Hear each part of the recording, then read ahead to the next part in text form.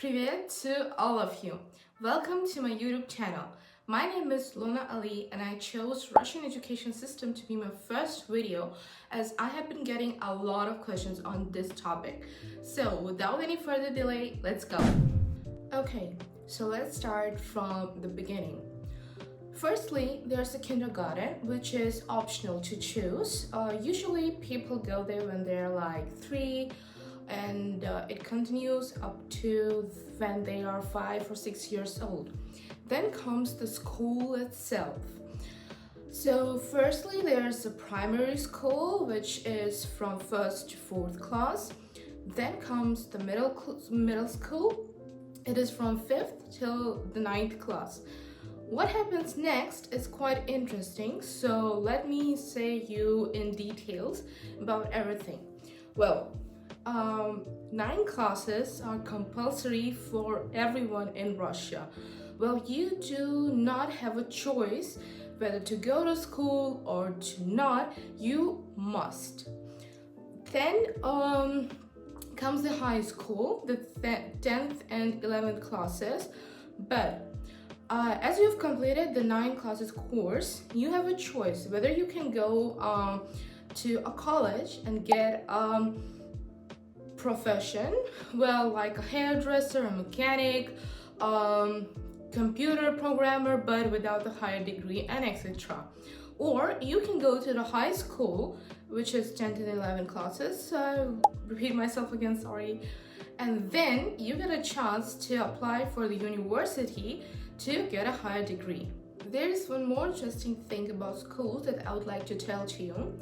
It is the division into sections. Well, some schools do have this system and some do not.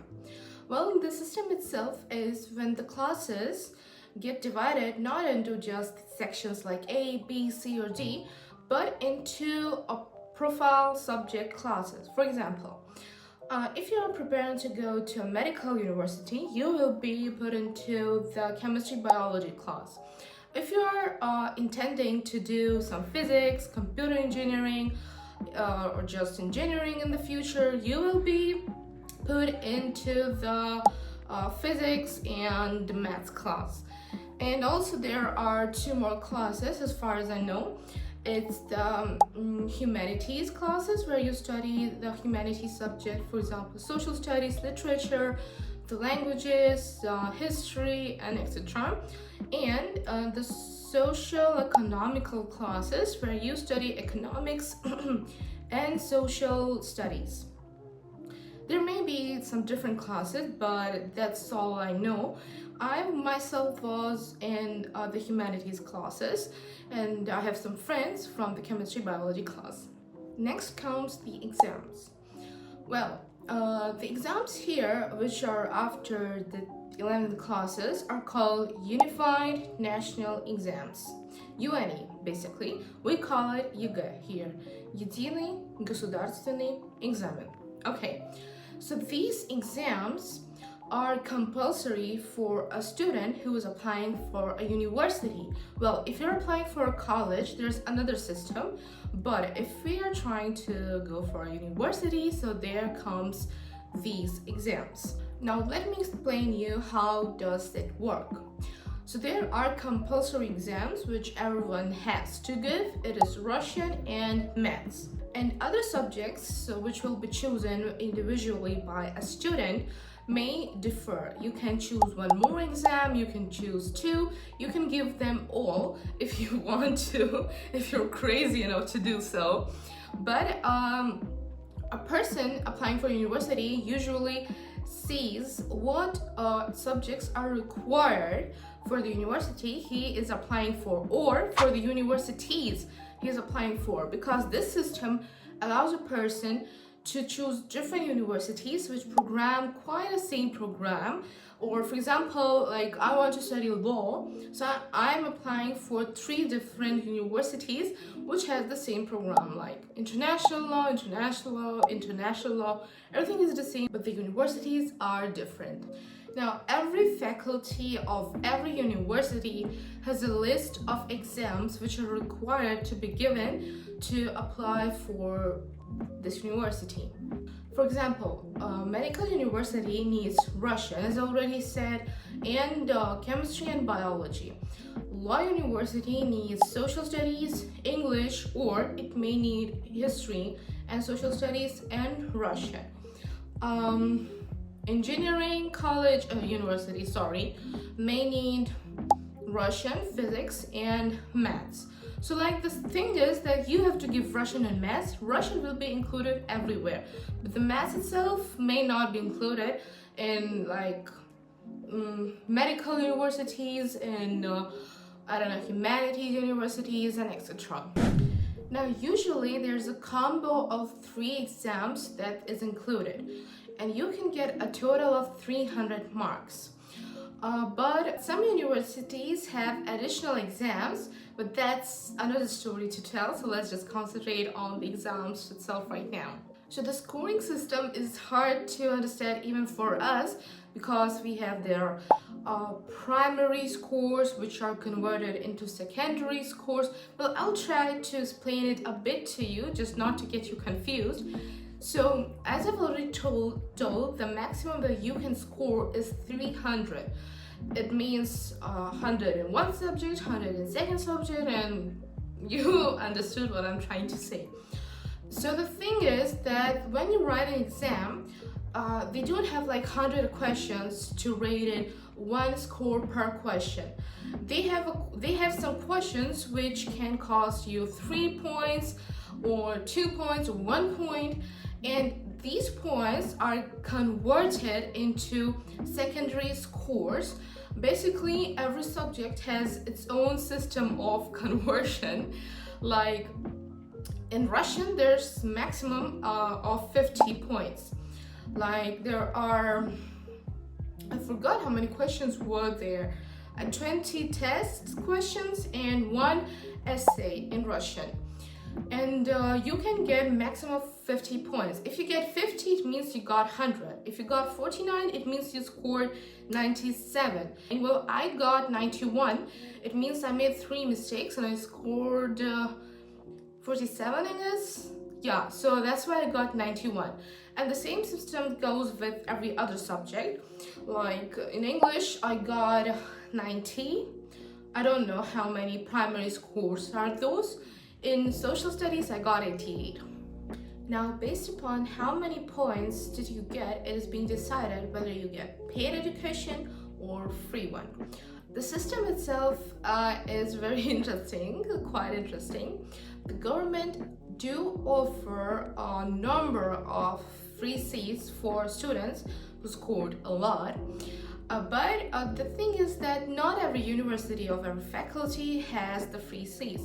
For example, some humanities universities, like international relations, maybe some politics, even law, may do not have free seats. But engineering, computer science students, and etc. etc. Do have a lot of them. I guess it is because that government, the country itself needs this specialist, so it works this way. Talking about free or paid education in the schools, all the government schools are free.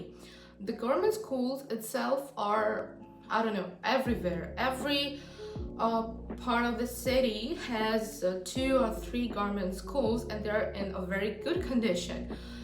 They are free for everyone, like free for every Russian, I guess. And Russia do have private schools, but I'm not sure about the terms and conditions that work in there. But the private schools are paid, but I can't say that the education level there is much higher in the government schools. It may differ, but for me that is something that you just do to like kind of show off or something, I don't know. Well, it differs. I don't want to say something bad to the private schools or the government schools. All schools are good, so there's a system. So going back to the universities, every university has its own conditions on how many scores you need to get to a free education or paid one.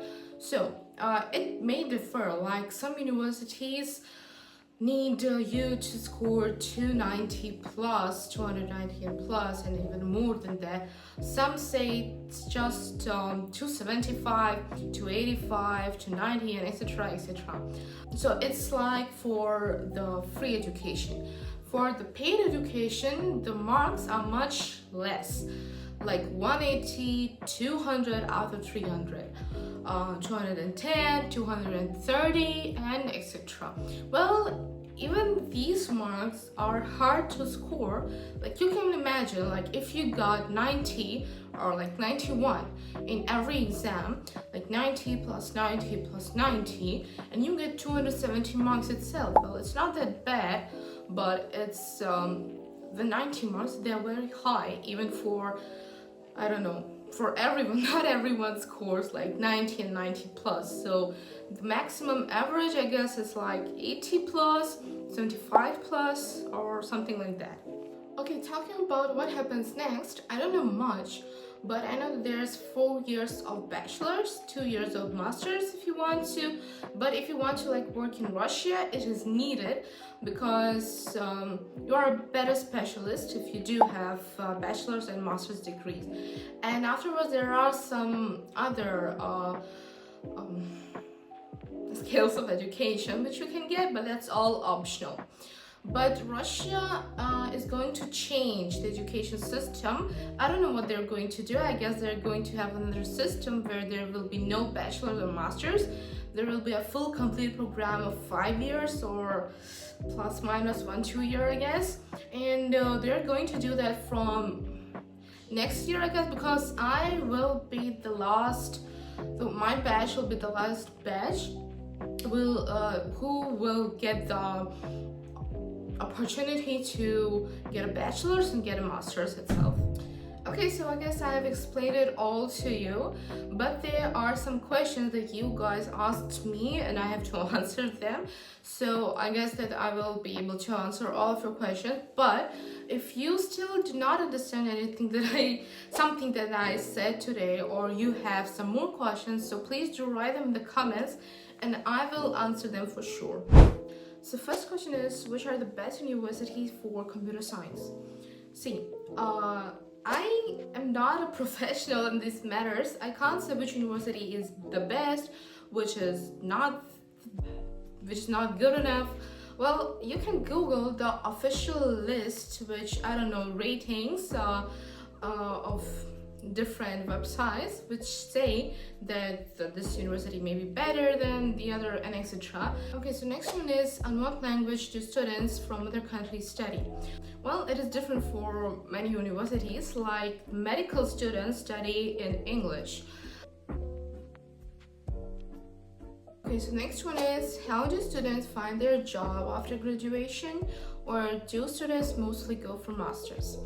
Okay, so yeah, if you're talking about Russians, they do go for masters because they want to be a better specialist, and they will be more required by a company or somewhere else where they do want to work.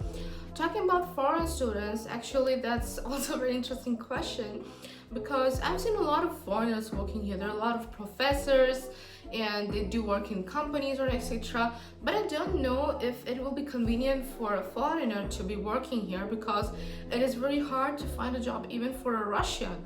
So I don't know actually about. Okay, so what are the fields of graduation that are considered top among Russian students? So as far as I know, something connected with computer science, engineering, maths, physics is more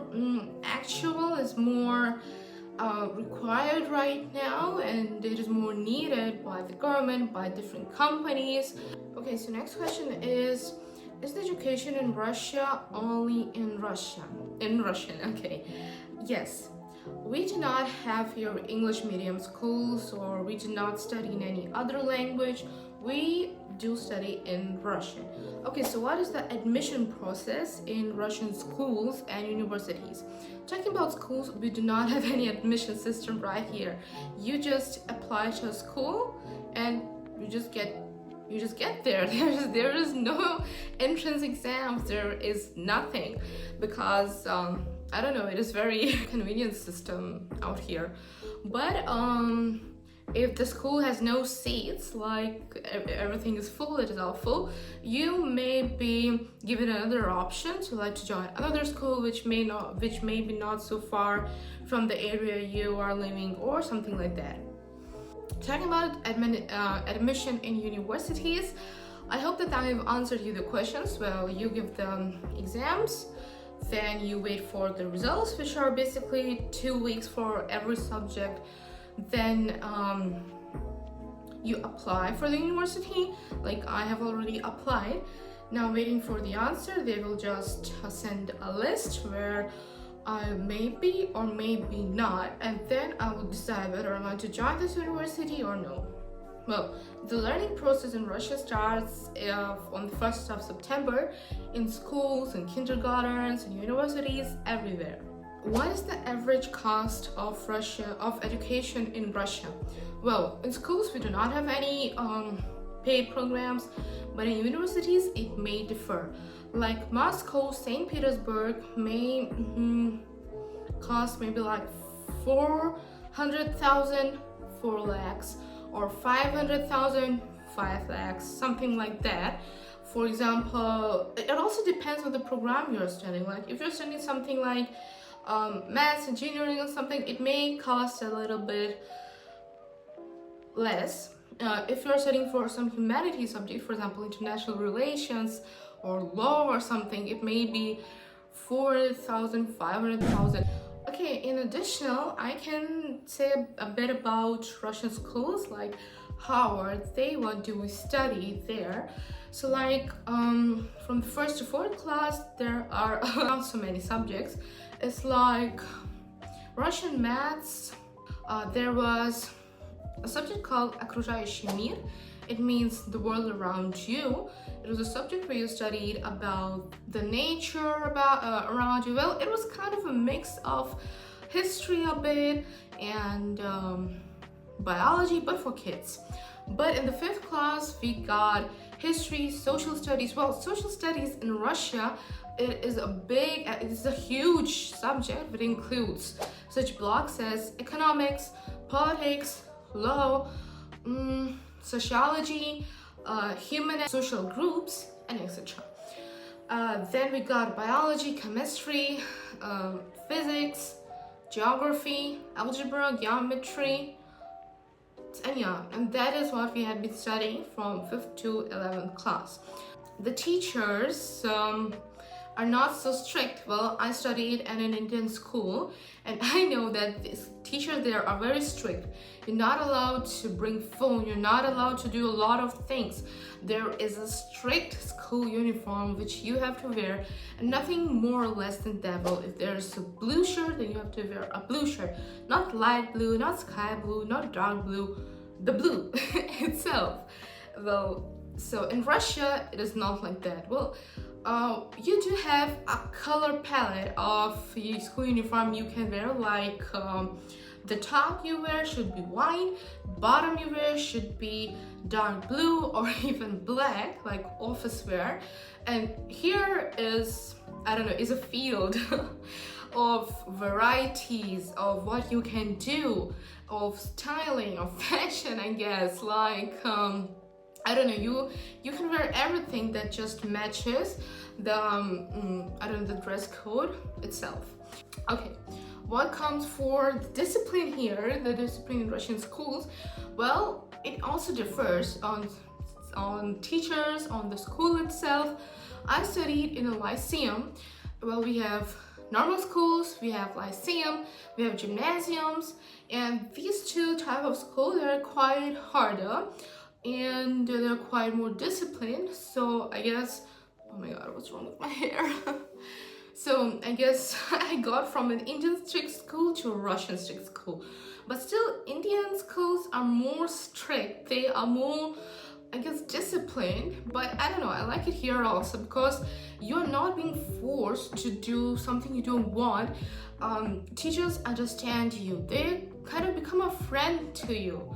And I guess this kind of relation will be remembered, will be cherished for all lifelong. So I guess I'm very glad that I happened to be in a Russian school, because it gave me a lot of opportunities, it gave me a lot of experience and knowledge, and now I am who I am, so I'm really glad for that.